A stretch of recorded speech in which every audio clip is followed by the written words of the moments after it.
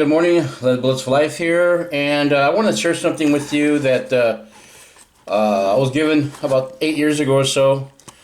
I was at an indoor range. It's a city range. It's like a little 5-lane range. It's indoor. It kind of reminds me of a park restroom. You know, that's how the size of it is. But anyways, it had like a 15-yard, 20-yard range on it. Anyways, the gentleman next to me was shooting a .32 revolver. And what was interesting was this revolver didn't have a front sight on it, right? And so I didn't know what kind of a revolver it was. But when he fired the gun with these .32 Smith & Wesson shorts, it sounded like a little cat gun. It was kind of interesting. But anyways, he asked me if I wanted to shoot it. So I said, sure, I'll go ahead and shoot it a couple of times. And he put about 6 rounds in there, and I fired it. And it had no front sight, so the target was about maybe 6 feet away. So I just pointed at the center, and it was pretty accurate. Couldn't find out what it was. It was a H&R 733. I think the front sight blade had busted off on it, and that's the reason why I had no front sight, 'cause I think they're pinned in there. But anyways, he said he got this gun from his dad, which was a security officer at one time, and I think it was passed on to his dad. So it was a pretty old gun. But anyways, he asked me after the shoot, he goes, hey, you want these shells? I said, yeah, I don't have a .32, but okay, I'll take them from you, no problem. But anyways, he went and paid, like, I think it was back then, it was like 14.5 for a box of 50. And these are Remington 88 grain round nose. And so I've kept them all these years until one day, I decided to buy that Ruger. And so with that, I had kind of like forgotten, about the little box of shells. I put them here and there, and this box here. They moved around a few times and did a little organizing. And then when I got the Ruger, I said, oh yeah, I have those shells still. So I'm looking high and low, because we had just moved out of our old place into the new place we have now, and I forgot what I did with these old shells here. And I opened up a couple boxes of ammo cans, and sure enough, this box was in there in mint condition. I mean, look at this thing; it's pristine. These old boxes are now no scratches on it, and it's still got the green on it, and it looks like it just got purchased yesterday or today. So I have the old shells in here that I had already cleaned. It's the wet tumbler. I use my Franklin Arsenal wet tumbler.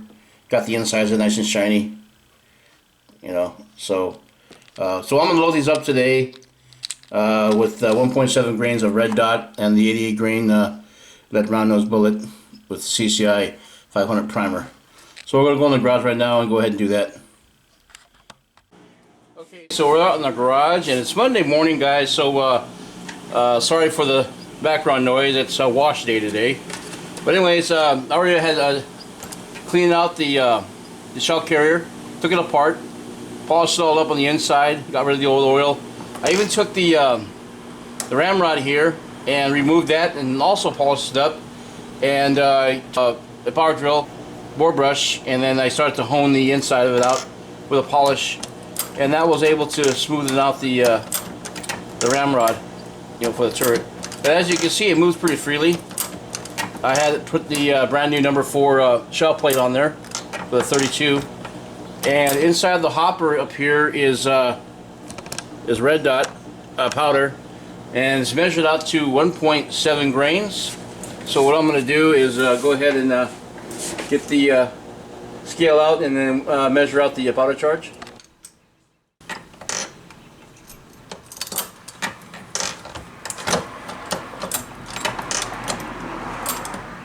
Alright, zero it out again.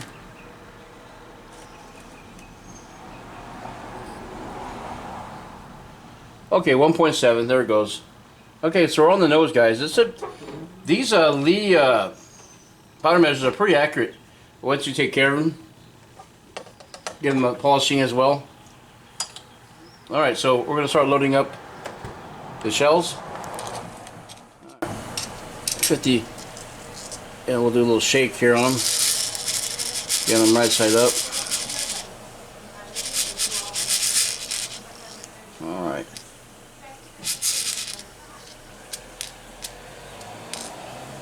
Well, I gotta do it by hand a little bit. Alright, that works good from there. Put the case back on. We'll put a bullet in. Now these bullets here that I'll be using, they're going to be measured out to 314. Let's see if they'll fit in here. Oh yeah, perfect. I may want to adjust a crimp on it, I'm not sure. Yeah. Alright. Okay, so the crimp looks about right on it. Kind of a taper crimp on it. I don't think I need a roll crimp on it. Looks like it's good enough. Alright, continuing on.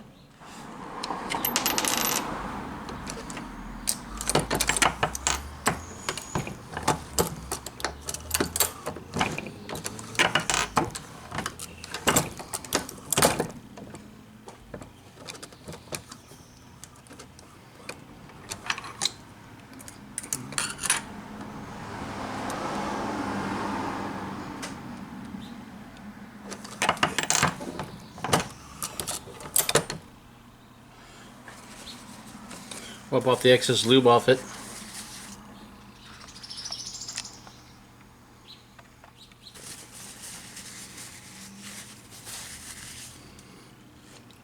These are extremely perfect little bullets.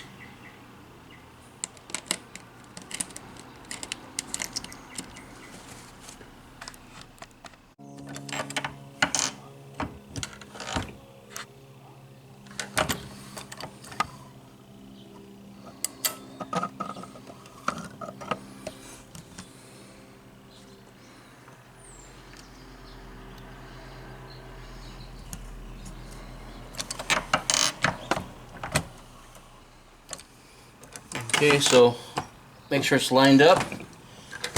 Perfect. So I guess the smaller shells, you know, a little bit finicky when it comes to loading up on the turret press, but keeping an eye on it, you know, you'll be okay, and you can get pretty good quality loads out of them. Alright, wipe off the excess on this one here as well. Yeah, should put a little bit more crimp on it, but I think the crimp on it is just fine. You don't want too heavy of a crimp on it. Yeah, get a look at it real here. Yeah, I think it should be fine. I mean, we're using red dot powder. It's pretty quick powder. A small little taper crimp is probably good enough for it. I guess when we do the firing test, we'll find out for sure. All right. I have a couple of loose primers here. I'll put them in my hand. They kind of primer system kind of got stuck a little bit and was feeding out primers when it shouldn't have been. And this is also a finicky little press as well. All right. Okay, line that up. There you go. All right. Got our bullet. Now we're using, again, like I said, we're using the 314 size bullets versus the 312.5. I just want to see if there's a difference in accuracy and velocity pressure. Alright, let's go ahead and zero it out. And put the last charge in. There you go, 1.7 grains. So the Lee out of the drum measure is pretty accurate. Okay, so we have 50 reloaded 32 Smith & Wesson shorts with the 188 grain lead round nose bullet, just like factory specs.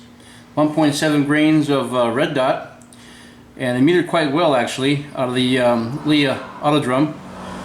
And I think this is going to be one of my favorite calibers. So you'll be seeing a lot more of these being reloaded and shot in the near future. Anyways, Lead Bullets for Life. Thank you for joining me today. If you like what you see, you want to see more, please rate and subscribe. And also hit the notification bell for new and upcoming videos. This is Red Bush Live. Bye for now.